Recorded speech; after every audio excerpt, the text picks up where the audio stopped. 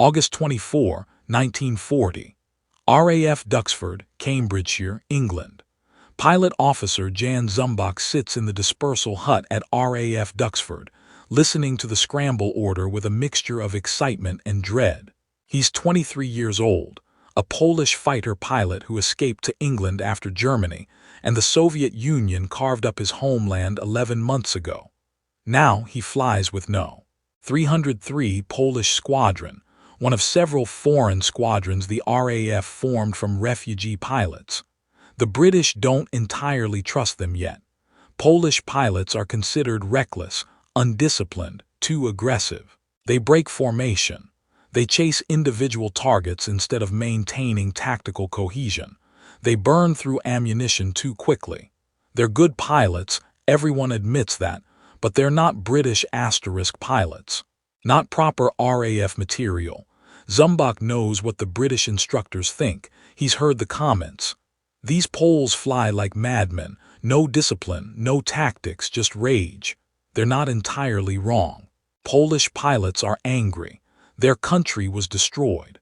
Their families are under occupation. Their air force was annihilated in September 1939 during the German invasion. Many of them watched friends die, watched their squadrons get wiped out, and then spent months fleeing through Romania, France, and finally England, trying to find somewhere they could keep fighting. Now it's the Battle of Britain. Germany is bombing England daily, trying to destroy the RAF and clear the way for invasion. And the RAF, depleted by losses, desperate for pilots, has finally let the Polish squadrons into combat. 30-plus bandits inbound, the operations officer announces, pointing to the plotting board. Dornier 17 bombers with Me-109 escort, Angels 1-8. Angels 1-8, 18,000 feet altitude. 303 Squadron will intercept. Get airborne immediately. Zumbach runs to his aircraft, Hawker Hurricane V-7244, marked with the Polish checkerboard insignia and his personal symbol, Donald Duck. The Hurricane is a sturdy fighter, slower than the Messerschmitt Bf 109 but more maneuverable, with 8.303 caliber machine guns in the wings. Good aircraft, good guns. Whether it's enough against German fighters remains to be seen.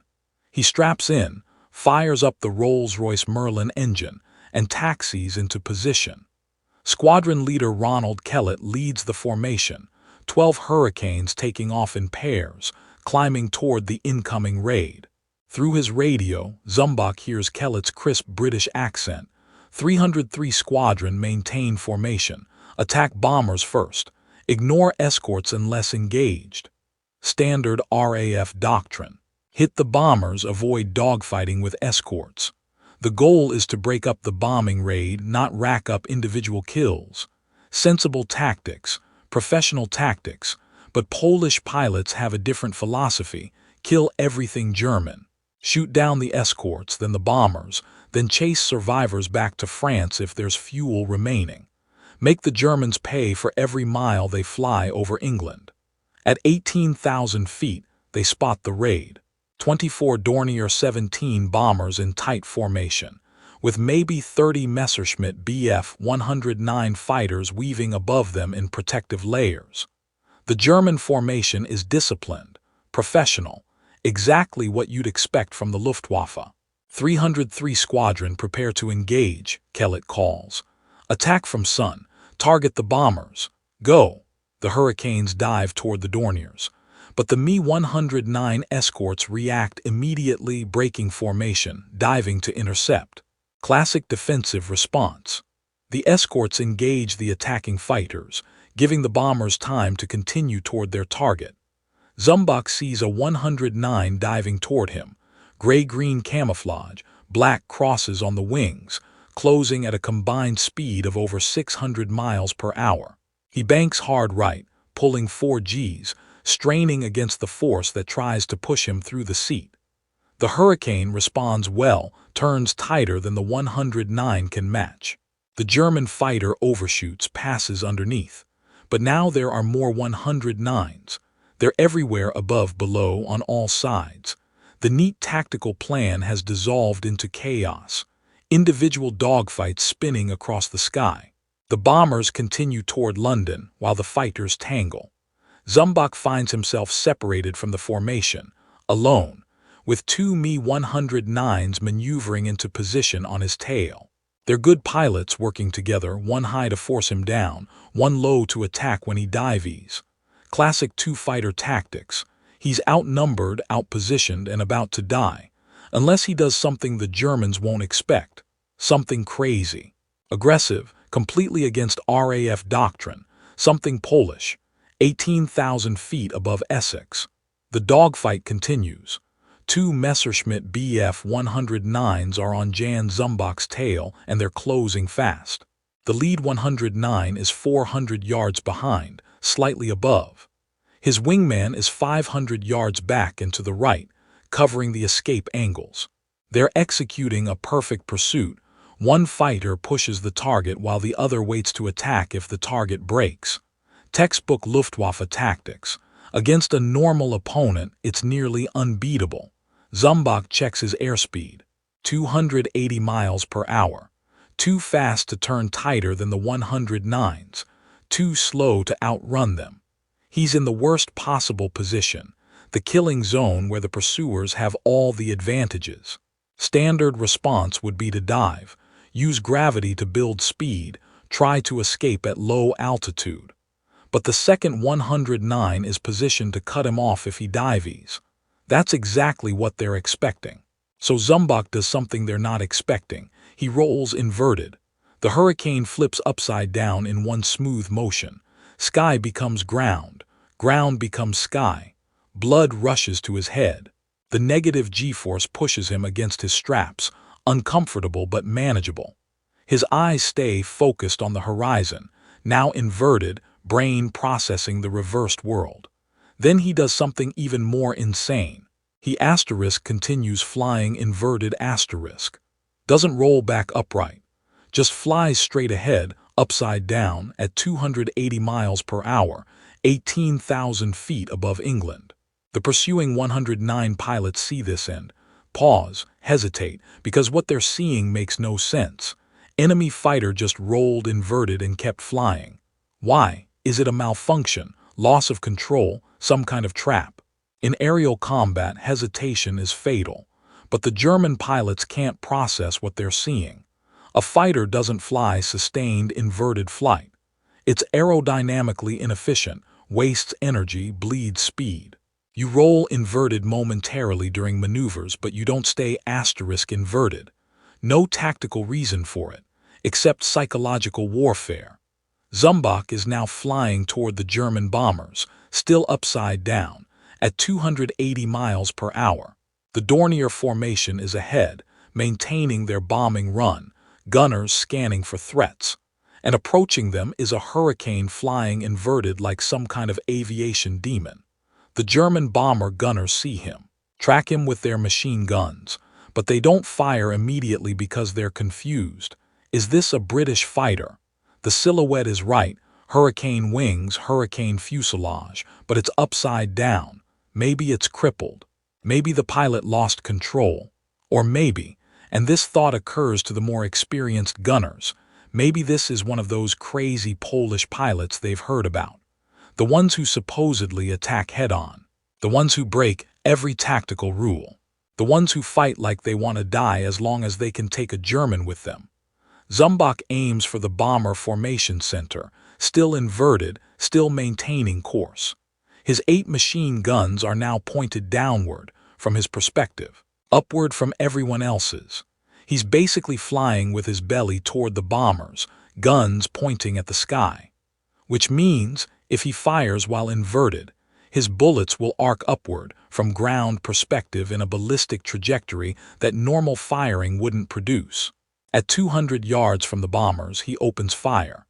The Hurricane shudders as 8.303 Browning machine guns hammer simultaneously.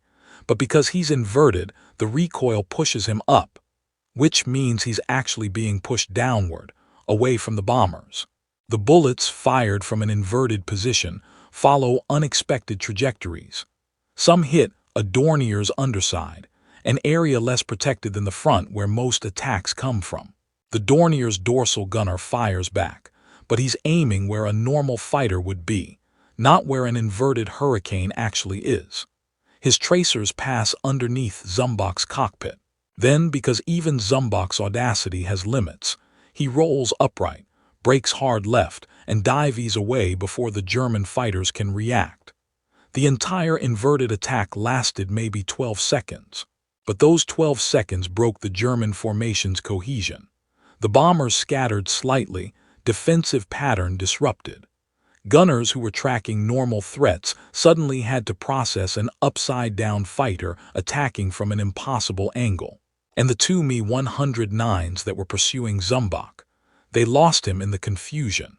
By the time they figured out where he'd gone, he was already 2,000 feet lower and diving toward cloud cover. Zumbach levels out at 15,000 feet, alone, breathing hard, adrenaline screaming through his system. He just flew inverted through a bomber formation and survived. The Germans didn't shoot effectively because they were too confused to aim properly. And Zumbach realizes, confusion is a weapon. Unpredictability is a tactic. The Germans expect rational behavior, textbook maneuvers, logical responses. So give them insanity instead. August 24, 1940, 17:30 hours. RAF Duxford Dispersal Hut, post-mission debrief. Squadron leader Ronald Kellett stares at Jan Zumbach like he's examining an alien specimen. "You did what?" "I flew inverted through the bomber formation," Zumbach repeats, trying to make it sound like a reasonable tactical decision. "The 109s were on my tail. I needed to disengage and attack the bombers, so I rolled inverted, and you can't attack effectively while inverted. The guns point the wrong direction. Basic physics." "Yes, sir, but the Germans were confused. They didn't shoot properly. I got hits on one bomber and escaped the 109s. Kellett pinches the bridge of his nose. This is the problem with Polish pilots. They get results. 303 Squadron has the highest kill rate in fighter command, but their methods are completely unorthodox. Dangerous, unpredictable. "Did you get a confirmed kill?" Kellett asks. "Probable. The Dornier was smoking when I broke away." "Probables don't count. We claim confirmed kills only." Another Polish pilot, flying officer Witold Urbanowicz, speaks up from across the debriefing room. "Sir, with respect, Jan's inverted attack worked. The Germans froze, we saw it. While they were confused by Zumbach, the rest of us hit the bombers. We got 6 confirmed destroyed, 4 probables. 6 confirmed. In one engagement. It's an extraordinary number. Fighter command typically considers a squadron successful if they down 2 or 3 bombers per engagement. But Kellett remains skeptical. "Urbanowicz, you're saying Zumbach's stunt, flying upside down into enemy formation, actually helped?" "Yes, sir. It disrupted their defensive pattern. The gunners didn't know where to aim. The escorts didn't know whether to pursue or protect the bombers. We exploited the confusion." Kellett looks at Zumbach again. "Did you plan this? Was it a tactical decision or pure improvisation?" Zumbach considers lying, making it sound like calculated strategy rather than desperate improvisation. But he's too tired to bullshit. "Improvisation, sir. The 109s had me boxed. Normal escape tactics wouldn't work, so I did something abnormal. Something insane. Perhaps. But I'm alive and they didn't shoot me down." Kellett makes notes in his report. He knows what headquarters will say. The Poles are undisciplined, reckless, dangerous to themselves and others. But he also knows the numbers. 303 Squadron is killing Germans at rates that other squadrons can't match. Maybe there's something to their madness. "Officially," Kellett says carefully, "I'm recommending you receive a stern warning about unauthorized maneuvers. RAF doctrine exists for a reason. Flying inverted into enemy formations is not approved tactics." "Yes, sir." "Unofficially," Kellett pauses, "keep doing whatever you're doing. Just don't tell headquarters the details." The Polish approach to aerial combat is fundamentally different from RAF doctrine. RAF doctrine emphasizes Maintain formation, follow wing leader, attack bombers. Avoid fighters, preserve aircraft and pilots, fight defensively. Minimize losses, Polish doctrine, if you can call it that, emphasizes. Kill Germans, kill more Germans. Use any method that works, acceptable to die if you take the enemy with you, fight offensively. Maximize enemy losses. The philosophical difference stems from different stakes. British pilots are defending their homeland, but they have an intact country to defend. Factories producing aircraft, training schools producing pilots, strategic depth. They can afford to fight conservatively, preserve resources, win through attrition. Polish pilots have no country to return to. Poland is occupied. Their families are under Nazi rule. Their air force was destroyed. They're fighting with borrowed aircraft in borrowed uniforms for a borrowed country. They have nothing to preserve and nothing to lose except their lives, which many of them consider already forfeit. So they fight differently, more aggressively, more desperately, with tactics that look insane to British observers but make perfect sense if you understand the psychology. When you're already dead inside, you can take risks that living men won't. Zumbach's inverted attack isn't an isolated incident. Other 303 Squadron pilots developed their own unorthodox techniques. Witold Urbanovich, attacks head-on at German bombers, playing chicken, forcing them to break formation. Occasionally collides midair, once destroyed his own propeller but glided back to base. Miroslav Ferik, developed a technique of approaching bombers from directly below, using cloud cover, then pulling vertical to fire upward into unarmored bellies.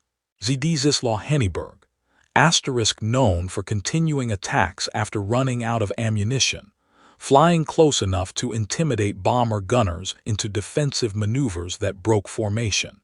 None of these tactics are in RAF manuals. All of them work.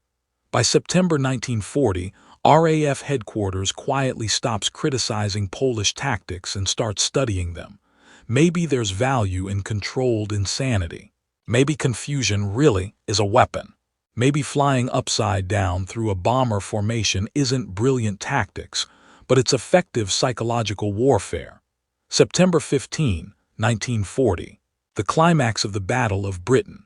The Luftwaffe launches its largest daytime raid yet, 200-plus bombers with fighter escort, targeting London. RAF Fighter Command scrambles every available squadron. This is the decisive moment. If the RAF can't stop this raid, if German bombers destroy London with impunity, Britain might negotiate peace. The war could end with Nazi Germany victorious. No. 303 Squadron is scrambled at 11:15 hours. 16 Hurricanes. Jan Zumbach is flying V-7244 again, his personal aircraft, Donald Duck painted on the side, now with 6 kill markings below the cockpit.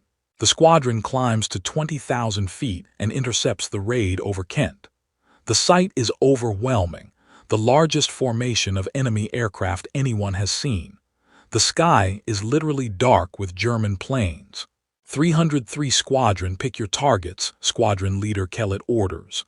Attack! The Hurricanes dive into the formation, and Zumbach, because he's Zumbach, doesn't attack from behind or above or from any conventional angle. He rolls inverted again and flies straight through the middle of the bomber formation, upside down, at 300 miles per hour. German bomber crews see him coming. Donald Duck cartoon visible on the inverted Hurricane's underside. And they freeze. Just for a second. Just long enough for their defensive fire to be late, mistimed, aimed at where he was rather than where he is. Zumbach fires while inverted, his bullets arcing in unexpected trajectories, hitting bombers from angles they're not protecting against. Then he rolls upright, selects a specific Dornier 17, closes to 100 yards, suicidally close, and fires a 3-second burst directly into the bomber's starboard engine. The engine explodes. The Dornier drops out of formation, spiraling toward the ground. Kill number 7, but Zumbach doesn't celebrate. He's already lining up another target. a Heinkel He-111 bomber slightly separated from the formation. He attacks from below and behind, standard approach fires, sees hits, watches the Heinkel's left engine catch fire. Kill number 8. His ammunition counter shows 40 rounds remaining out of 2660. Nearly empty.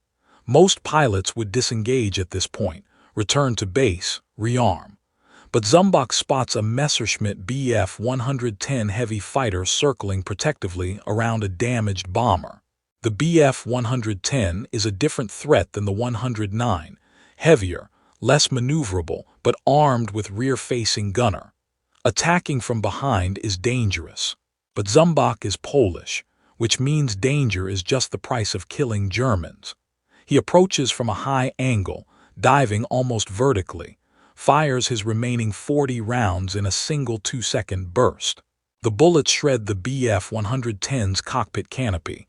The fighter noses over and enters a death dive. Kill number 9. Ammunition, 0. Fuel, 20 minutes remaining. Zumbach breaks off and heads for base. But on the way, he encounters something unexpected. A lone German bomber straggling behind the formation, clearly damaged, struggling to maintain altitude.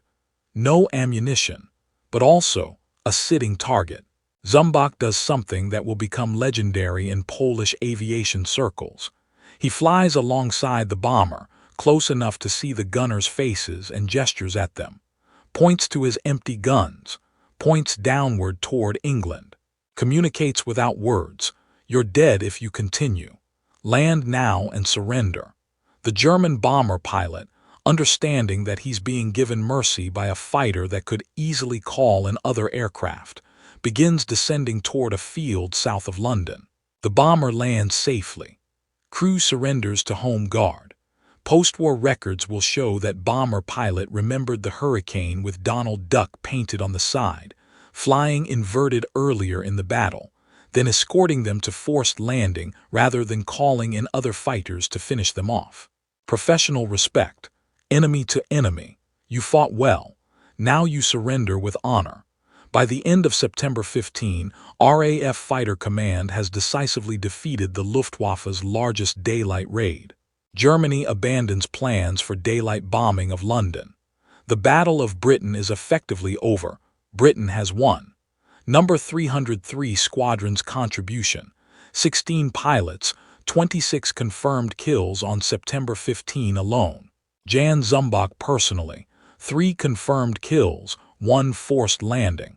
His inverted attack technique becomes famous, not because it's tactically brilliant, but because it's psychologically effective. German pilots start reporting crazy Polish fighters flying upside down in their combat reports. Some Luftwaffe crews request transfers away from sectors where 303 Squadron operates. The confusion becomes reputation. The reputation becomes fear, and fear is the best weapon of all. November 1940. The Battle of Britain is over. RAF has won. Germany has lost. Jan Zumbach survives the battle with 13 confirmed kills, making him one of the highest-scoring Polish pilots. His Hurricane V-7244 has 42 bullet holes from German machine guns and cannon shells. It's been repaired 4 times. The ground crew jokes that Donald Duck is cursed, attracts bullets but never dies. Zumbach is recommended for the Distinguished Flying Cross, a high British military honor. The citation reads, "This officer has displayed outstanding courage and determination in combat. His unorthodox tactics have confused enemy formations and contributed significantly to the destruction of enemy aircraft." Unorthodox is British understatement for completely insane. But Zumbach doesn't care about medals. He cares about Poland, which is still occupied, still suffering, still waiting for liberation that might never come. "What happens now?" he asks squadron leader Kellett one evening in the officers' mess. "We've saved Britain, but Poland is still gone." Kellett doesn't have a good answer. The war continues. Eventually we'll liberate Europe. Eventually Poland will be free. Eventually. Zumbach lights a cigarette. That's British thinking, patience, strategy. Long-term planning. Poles don't think that way. We think Today we fight, tomorrow we might die, so we fight as hard as possible today. Is that why you fly inverted into bomber formations? Because tomorrow you might die? Yes. And because Germans don't expect it. And because confusion is a weapon. Zumbach exhales smoke. You British fight to preserve what you have. We Poles fight because we've already lost everything. Different motivations produce different tactics. And different results. You've killed more Germans than most British pilots. Killing Germans doesn't bring back Poland. No, Kellett agrees, but it brings victory closer. And victory eventually means liberation. Eventually. Zumbach repeats the word with bitter irony. Jan Zumbach's war continues long after the Battle of Britain. He flies combat missions through 1941, 1942, 1943, 1944. Rack up more kills, gets promoted, takes command of his own squadron, teaches other pilots, British, Polish, Czech, French, his psychological warfare tactics. Confusion, aggression, unpredictability, not everyone survives. Many of his fellow 303 Squadron pilots died during the war. Shot down over France, over Germany, over the Channel. They fought bravely, recklessly, with the fury of men defending a country that no longer existed. In 1945, Germany surrenders. Europe is liberated, but Poland isn't free. The Soviet Union, which invaded Poland alongside Germany in 1939, now occupies Poland again. The communist puppet government in Warsaw isn't what Polish pilots fought for. Many Polish pilots refuse to return home, Zumbach included. He stays in the West, eventually moves to France, works as a flight instructor and air show pilot, lives quietly, rarely talks about the war. The inverted attack becomes legend, told and retold in aviation circles, embellished with each retelling until it's hard to separate fact from myth. Some versions claim he flew inverted for 5 minutes. Others say he shot down 6 aircraft while inverted. The truth is less dramatic but more interesting. He flew inverted for maybe 12 seconds, confused the Germans enough to disrupt their defensive fire, and survived through audacity rather than skill. But legends matter. The story of the Polish pilot who flew upside down through enemy formations becomes a symbol of Polish resistance, refusing to accept normal rules, refusing to fight conventionally, refusing to die quietly. Jan Zumbach dies in 1986, age 68, in France. His obituaries mention his service in the Battle of Britain, his 13 confirmed kills, his Distinguished Flying Cross. Some obituaries mention the inverted attack. Most don't. It sounds too implausible, too Hollywood, too fictional to include in a serious biographical summary. But the pilots who flew with him remember. The combat reports document it, though in carefully sanitized language that avoids phrases like flew upside down like a madman. And the Germans who faced 303 Squadron remember. The crazy Poles who fought like they wanted to die, who attacked from impossible angles, who flew inverted when sensible pilots flew right side up. Confusion is a weapon. Unpredictability is a tactic. And sometimes, just sometimes, flying upside down through a bomber formation is exactly the right move, not because it's tactically sound, but because the enemy doesn't expect it, and in war, surprise matters more than soundness.